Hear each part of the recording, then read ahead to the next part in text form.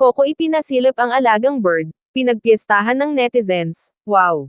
Ang ganda naman idol. Ibinandere ng kapamilya Teles King na si Coco Martin ang kanyang mga alagang ibon sa social media na talaga namang kinaaliwan ng madlang people.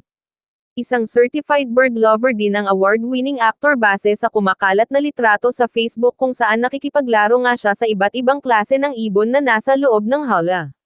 Kaway-kaway sa mga bird lovers dyan, ang nakasaad sa caption ng Coco Martin Facebook page.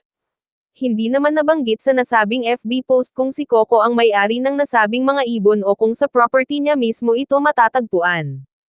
Wala ring sinabi kung latest ba ang mga in-upload na litrato o kung si Coco mismo ang nagbahagi ng koleksyon ng magaganda at makulay na mga birdie. Humamig naman ng sandamakmak na reaksyon mula sa mga netizens ang mga birdie ni Coco. Love those. I have cockatiels too. Their songs are nice to hear. It's therapeutic. Wow! Ang ganda naman idol. Bird lover ka rin pala, idol. Nakakatuwa kasi mapagmahal ka sa mga hayop. Ibig sabihin, talagang mabuti ang puso mo.